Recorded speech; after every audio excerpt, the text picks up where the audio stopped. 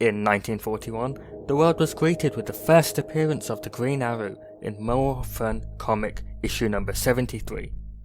Over the years, the character has grown in popularity, taking on real-life issues, such as that famous time that Speedy, his sidekick, was addicted to heroin. He fought injustice and often spoke out for minorities, remaining politically and socially relevant, as many may know from the comic issues with him and Green Lantern, which acted as a discussion between their ideals. But that's not what this video is really about. After 70 years of appearances in comics and animated media, Green Arrow got his own show dedicated to his character. Produced by Greg Berlanti, Mark Guggenheim, and Andrew Kreisberg, the show was intended to be a realistic take on the characters and events of the comics. The show presented a darker version of the Green Arrow and would be called Arrow. Arrow was the first DC television show I watched, and I absolutely loved it. Actually, that might be a lie. I've forgotten now, but I might have started with The Flash, up to season 1 or 2 probably, before starting Arrow. Anyway, back to Arrow. As a UK viewer, I would always get the DVDs for each series once they released and binge my way through it. I would do this with my dad, and it was a great show to bond over with themes of family and relationships. But of course it all started with a pilot episode, and what a pilot. This was a very enjoyable episode that had so many layers that would come to be unpacked as it was called back to multiple times later in the show, arguably too much. It set up the iconic transitions that would be a staple feature of the show, and gave us a glimpse at the intense and well choreographed combat that would stand out from other shows. Action was always great fun to watch throughout the show's airtime, and always kept me coming back for more. Trick arrows were cool, training was enjoyable, and the dual identity was interesting to see being navigated. I loved how the first episode set up the mystery of what happened to Oliver on that island, leaving us as the viewers to question what could have possibly turned this playboy into a killer, and later to question what could turn a killer into a hero. We see the relationships being established well between Oliver and his family, some from birth and others new. So, what do I call you? Diggle's good. Dig if you want. You're ex-military? Yes, sir. 105th Airborne out of Kandahar. Retired. Been in the private sector a little more than 4 years now. I don't want there to be any confusion, Mr. Queen. My ability to keep you from harm will outweigh your comfort. Do we have an agreement? Sir? Sir!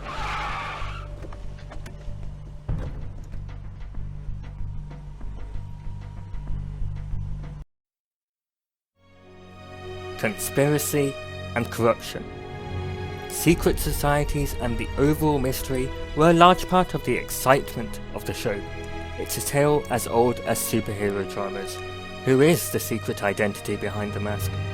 But it's done so well here that it's a great journey to be part of. And the music, oh the music. It's a killer soundtrack by the wonderful Blake Neely, particularly in the first few seasons as main themes are developed. Oliver Queen's Suite, the first piece ever written for the show, is a great listen, and I'm listening to it right now. It's just so good. I'm instantly being transported to being a new viewer to the show with the powerful build-up of the main theme, the emotion of Oliver Queen, and the brutality of the Hood is honestly perfect in the music written for the show. Often at that time, film music was, at least thought to be, scores better than TV soundtracks, but Neely just proves all of that wrong. His emotional tracks are raw emotion, almost making me cry. Who am I kidding? I probably cried at some points in the show. And his music for chases and fights is brilliantly intense. I'm currently showing you a quote from the great composer because it's so good to read. I wouldn't be able to put it better than him. If you want to listen to something shorter, I can't recommend Setting Up the Lair highly enough. The entire show has some great story arcs, especially the earlier seasons. I'm not going to lie and deny that there aren't points in the show, especially the later seasons, with a few messy threads, with some instances of characters acting strangely, events losing their oomph factor, or dips in writing. But there's also good stuff in there. Seeing Oliver fail to save his city after all of his hard work at the end of the first season was very cool. And of course, Arrow was unique for its dual storytelling, with the flashback sequences in effectively Year Zero and the Star City tales after 5 years in Hell. Later, the flashbacks would be replaced with flash forwards, which some may have liked, but weren't in my opinion as good as the flashbacks with their new legacy cast. Flashbacks were always great fun to watch, however, with the exception of Season 4, which was the worst.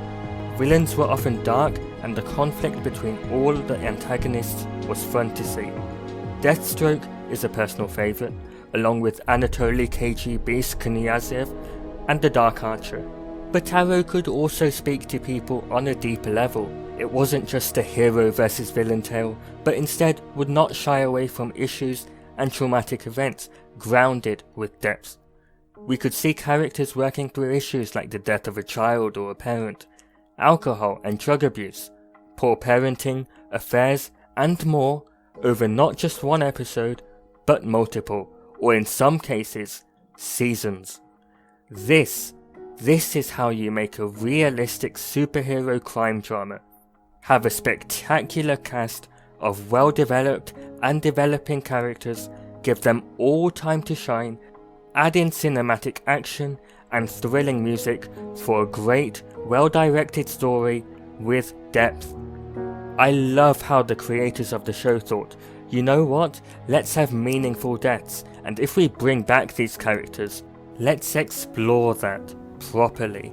Which is something that we've arguably not seen much of elsewhere in on-screen superhero media. Something special happened in the second season. Grant Gustin was brought on to portray a scientist. The scientist, Barry Allen, pre-Flash. He guest starred in 2 episodes before the spin-off show The Flash aired in 2014, and thus the Arrowverse was born. And no, I'm not going to call it by the new name. These shows will always be part of the Arrowverse. The success of Arrow and The Flash would then go on to birth Supergirl, Vixen, Legends of Tomorrow, The Ray, Black Lightning, and Batwoman, all to varying extents and degrees of quality. One constant through all of this was that Arrow was always, in my opinion, the highest quality show in the Arrowverse. Crossover episodes between the shows were always great sources of entertainment, and Arrow's cast was always a standout of each crossover, along with Blake Neely's soundtracks of mixed themes. Speaking of crossovers, let's move on to the final season. The makers of the show knew that it would be sad to say goodbye to the show after so much time of being invested in Arrow and loving every, well, most season. I loved how the final season was a farewell tour, as it gave us so much and needed catharsis. Just thinking about the end of the show is making me sad right now. I finished it last year before giving it a rewatch this year, but I will carry those good times watching with my dad with me. Having every episode pay tribute to its corresponding season, with episode 1 respecting the first season and so on, was a truly excellent concept and helped to come to terms with the ending of the show. I loved it all. I liked how the episodes built up to Crisis of Infinite Earths, the crossover special for the season. All of the then current Arrowverse shows were part of the crossover, and more. Smallville makes no appearance, which is nice as it ended the year before Arrow aired.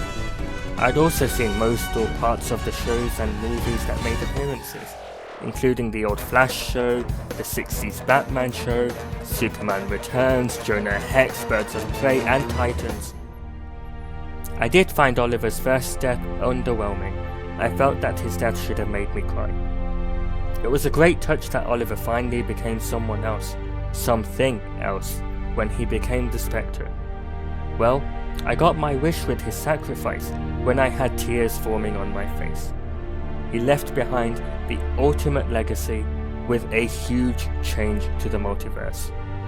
I'm glad that he and the show left a grand legacy behind, with a multiverse that is easy to understand, paying respect to legacy DC shows and films, and allowing for creativity, which is why it hurts so much that Warner Bros. Seemingly doesn't want to stick with taking full advantage of that now.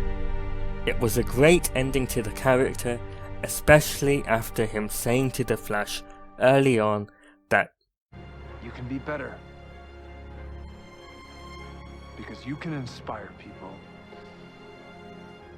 in a way that I never could. Watching over your city like a guardian angel, making a difference, saving people in a flash.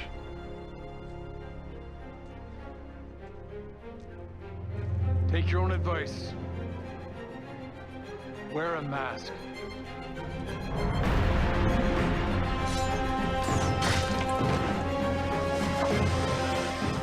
Cool.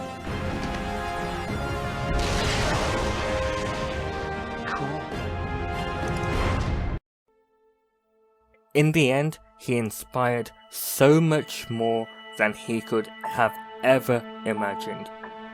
After the crossover, it was great to have a farewell funeral to see what the Green Arrow left behind. I cried when the lights to the Arrow Cave turned off. It seems like such a simple action, but it carried so much weight over the long run of the show. And now, it is time to say that I miss the show. It's one of the strongest superhero shows of this 21st century, and it's the reason why I can't hear the word hood without thinking to myself, capuchon. Arrow is the only show that I've truly mourned for after an initial cry. It had enough episodes to add depth and make the narrative feel organic without rushing over anything. Sure, it had some low lows, but it had excellent highs. Arrow had everything: humour, romance, action, suspense. I loved most of it, with some exceptions for a few villains, but not enough to sour the taste of the entire show.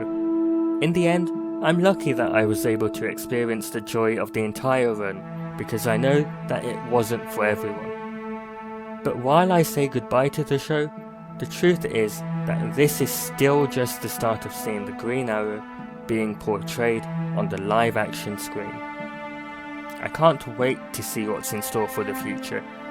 This is perhaps my first DC TV show, but it won't be my last. Loving this show has inspired me to watch all shows and movies from DC since 1941. It's sure to be a wild ride, and I'm sure that nothing will fill this void after the finale of the DC TV show that is most special to me, but I'll have some fun with it. I wouldn't have gone down the DC rabbit hole had I never started watching Arrow, at least not so early in my life, but I'm forever grateful to the beacon of hope that was this show. Arrow, you have finally become something else, a legend of a memory. Thank you.